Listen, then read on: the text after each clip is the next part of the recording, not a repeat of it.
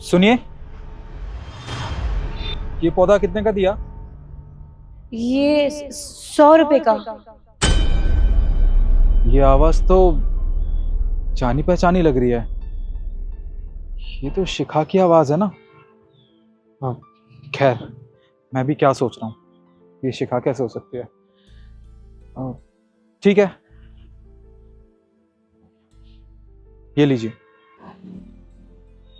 शुक्रिया।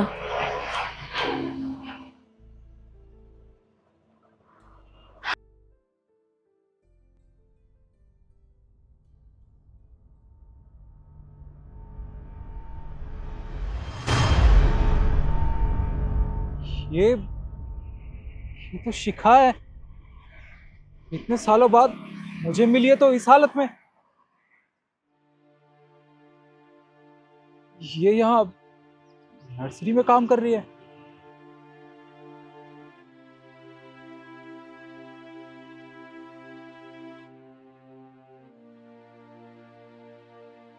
शिखा,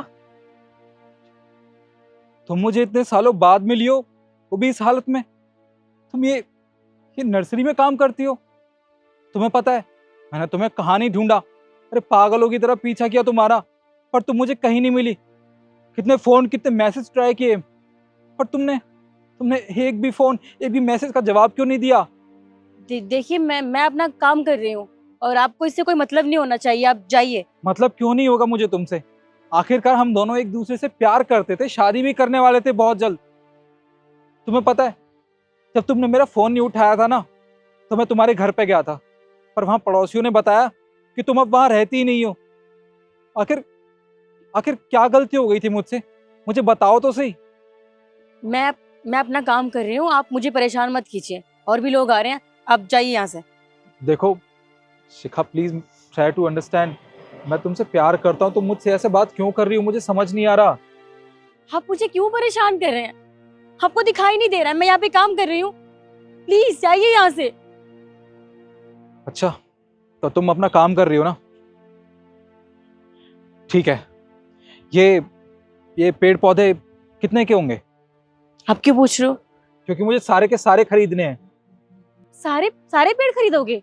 तुमने कहा था ना, तुम अपना काम कर रही हो, ये पेड़ पौधे बेच रही हो, फूल बेच रही हो, तो बस मैं तुमसे तुमसे ये पेड़ पौधे फूल खरीदना चाहता हूँ।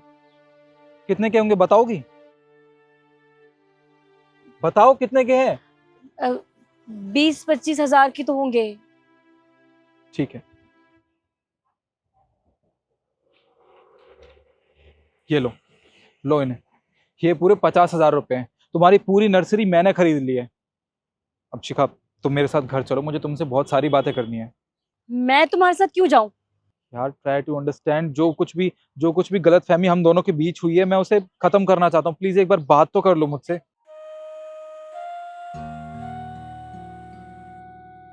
शिखा, 3 साल हो गए हम दोनों को अलग हुए। तुम मुझे मिली क्यों नहीं? तुम्हें पता है कहाँ कहाँ ढूंढा तुम्हें पागलों की तरह। आखिर क्या बात थी? मुझसे कोई गलती हुई थी क्या, जो तुम मुझसे अलग हो गई? तुम्हें याद है जिस दिन तुम्हारे ऑफिस की ओपनिंग थी और तुम मुझे छोड़ने घर गए थे मेरे? उस दिन तुम्हारे पापा का असिस्टेंट मुझसे मिलने के लिए आए थे और तुम्हें पता है उन्होंने मुझसे क्या कहा? सुन, आज के बाद ना निखिल के आसपास भी मत दिखाई दियो। पर ऐसा क्यों? ऐसा इसलिए, निखिल के पापा नहीं चाहते कि तेरी और निखिल की शादी हो। और निखिल के पापा की पहले से ही बहुत तबीयत खराब है।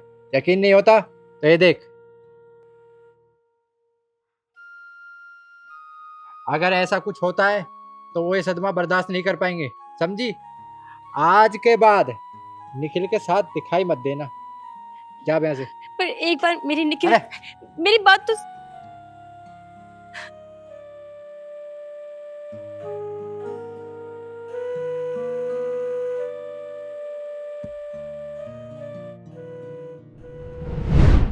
बस उस डर की वजह से मैं वापस उस घर में जा ही नहीं पाई। इसलिए मैं अपने पापा को लेकर यहाँ इस शहर में आ गई। क्या ये सब मेरे पापा ने करवाया था? पर उन्होंने ये क्यों किया? मैंने तो उन्हें तुम्हारे बारे में सब कुछ बताया था। वो तो मेरी शादी भी तुमसे करवाना चाहते थे। फिर देखो, चलो तुम अपने पापा को लेके वहां से चली गई, पर तुम ये फूल क्यों बेच रही हो? तुम जानते हो ना निखिल, मेरे पापा अच्छे बिजनेसमैन थे, उनका अच्छा काम चल रहा था, लेकिन उन्हें बिजनेस में बहुत बड़ा लॉस हो गया, जिस वजह से मुझे ये सब काम करना पड़ा। पापा के इलाज के लिए बहुत सारे पैसे चाहिए थे, मैं किस किस के आगे हाथ फैलाती। पापा ने मना किया था, इसलिए मैंने ये सब काम शुरू किया ताकि पापा का अच्छे से इलाज करवा सकूं। उन्हें बहुत बड़ा सदमा लगा था, एक तो मेरा रिश्ता तुमसे टूट गया, और दूसरा दूसरा बिजनेस में इतना बड़ा लॉस हो गया, वो बर्दाश्त नहीं कर पाए। मैंने हर जगह ट्राई किया काम करने के लिए, लेकिन मैं काम नहीं कर पाई, क्योंकि वहाँ के लोग इस तरह से गंदी नज़रों से मुझे देखते थे कि मेरा दम घुटता था। गंदे तरीके से छूना, गंदे तरीके से बात करना मुझे बर्दाश्त नहीं था, इसलिए मैंने वहाँ काम नहीं किया और ये सब काम शुरू किया ताकि मैं अपने पापा का इलाज करवा सकूं। निखिल, मैंने सब कुछ दांव पे लगा दिया, सारी सेविंग्स, सब कुछ, लेकिन मैं अपने पापा को नहीं बचा पाई, वो मुझे छोड़ के चले गए। क्या अब तुम्हारे पापा इस दुनिया में नहीं रहे? शिखा, तुम अकेले इतना कुछ सहती रही, तुमने मुझे एक बार भी नहीं बताया। अगर मुझे बताया होता तो मैं तुम्हारे साथ हर हर कदम पे खड़ा मिलता। मैं जानती हूँ निखिल कि तुम हमेशा मेरा साथ देते, लेकिन कब तक? मुझे अपने परिवार को भी देखना था। मेरी माँ इतना बीमार हो गई थी, मेरे भाई बहन का खर्चा, स्कूल की फीस कहाँ तक करती मैं। इसलिए मैंने ठान लिया था, मैं जानती थी ये सब मुझे अकेले ही संभालना है, तो मैंने सब कुछ अकेले संभाल लिया। और वैसे भी निखिल, मेरा क्या है, मैं तो जैसे तैसे रह लेती, लेकिन तुम्हें तो अपने पसंद की लड़की मिल गई होगी ना। तुमने तो शादी भी कर ली होगी, तुम्हारे स्टैंडर्ड की अमीर लड़की। तुम्हें क्या लगा कि तुम मेरी जिंदगी में नहीं आओगी तो क्या मैं किसी और से शादी कर लूंगा? नहीं शिखा, मैंने शादी नहीं की। तुमने शादी नहीं करी?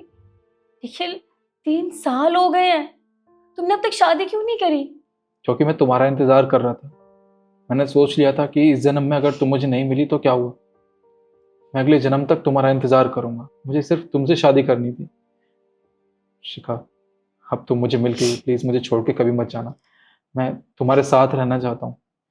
नहीं निखिल, तुम कहाँ, और मैं मामूली सी फूल बेचने वाली, मुझे नहीं लगता ये सब सही रहेगा। और वैसे भी तुम्हारे पापा को पता चला तो वो फिर ऐसा कुछ कर देंगे जिससे हम अलग हो जाएंगे, तो इससे अच्छा कि रहने देते हैं ना। कोई कुछ नहीं करेगा शिखा, मुझे किसी की परवाह नहीं है, मुझे सिर्फ तुम्हारी परवाह है। कोई क्या सोचता है हम दोनों के बारे में, मुझे उससे कोई फर्क नहीं पड़ता।